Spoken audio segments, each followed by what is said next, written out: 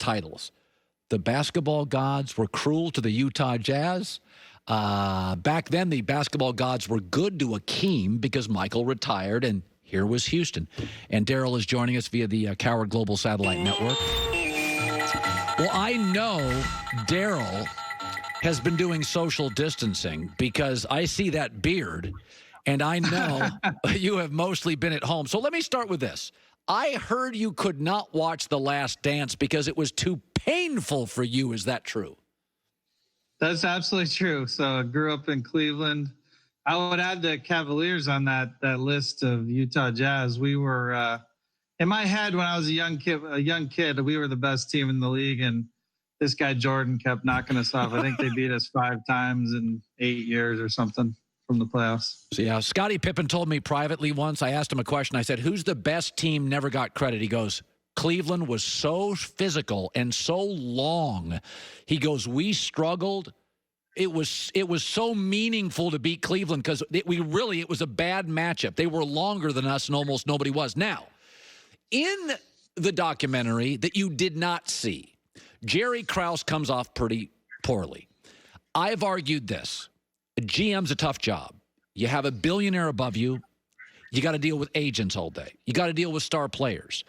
Part of being a good agent is being conciliatory, is being social. Is it fair to say Jerry Krause was lousy at that, and therefore his reputation is well earned?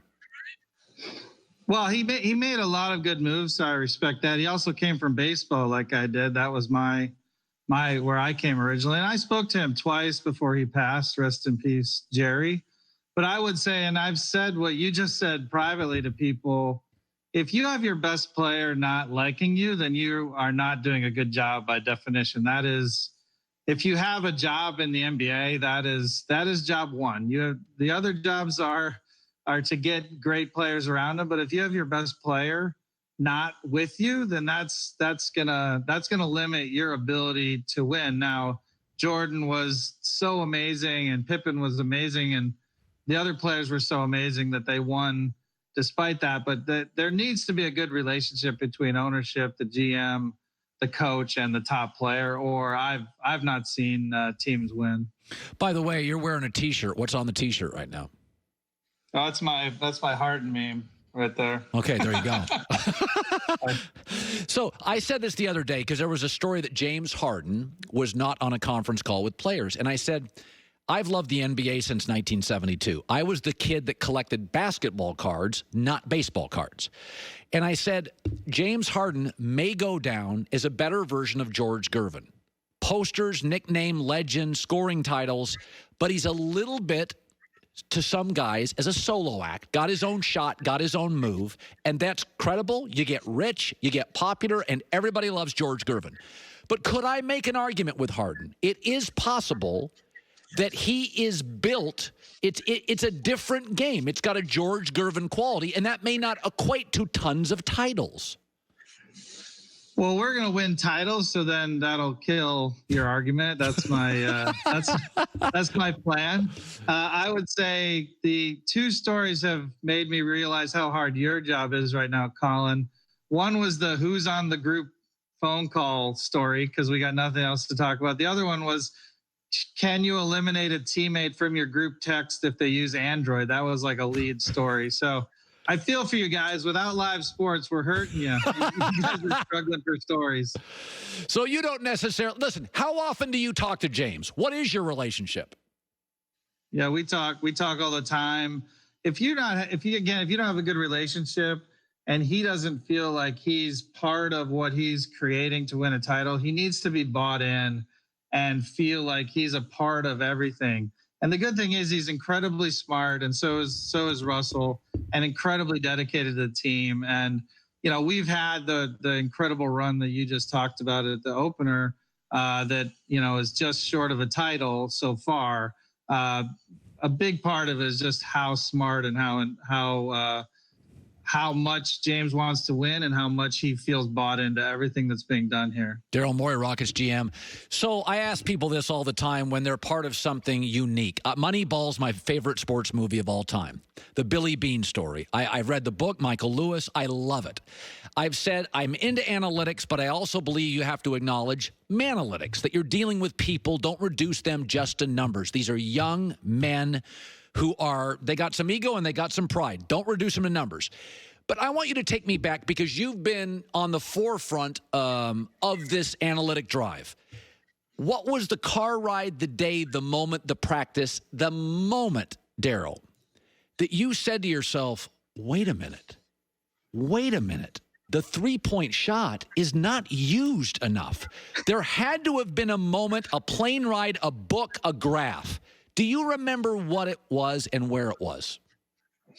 Yeah, absolutely. So I sort of out of the blue got a job interview with the Rockets in 2006. I didn't know this, but the Rockets had been looking for a replacement for Carroll Dawson, who was a fantastic GM, but was looking to step away. And before I went into that interview, I said, I have to find something to make me stand out from the group that they're looking at.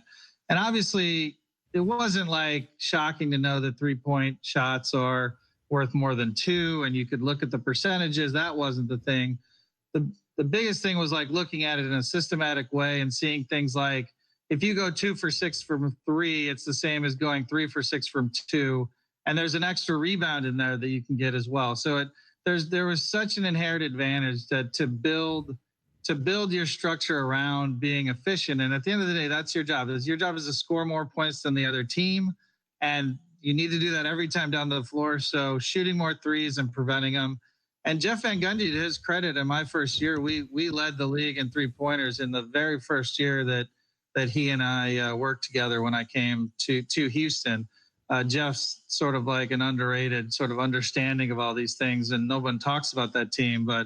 And then over time, we've sort of moved towards it. And then Mike D'Antoni, with his offensive mind and his genius, he's taken it to yet another level. And really just one of the all-time great teams is keeping us from winning, and a hamstring probably kept us from a title. Yeah, Daryl Morey's joining us. In the documentary, you've heard a lot of stories about, guys couldn't play with MJ today, current players couldn't play, and I think it's a lot of nonsense because I think players like to win. That's why so many NBA stars take less money. They want to win games, and Michael would have won games. LeBron's not always easy to play with. He's attracted some players. So Akeem did play with Barkley and Pippen. And I remember going back, there was a lot of, it wasn't easy. Now, that was a situation where Barkley, Akeem, and Pippen may have just had different personalities. But Akeem well. Has he ever told stories about that group of guys that are memorable?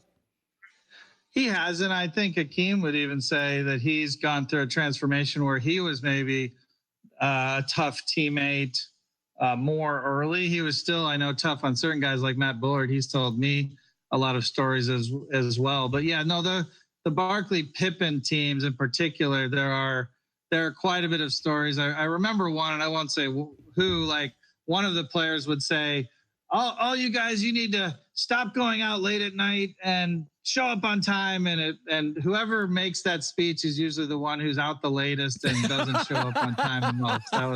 That was what Hakeem told me. Yeah, I always find that with talk show hosts who are moralists. They've always got skeletons all over their closet. That's why Joy and I are not moralists, Joy.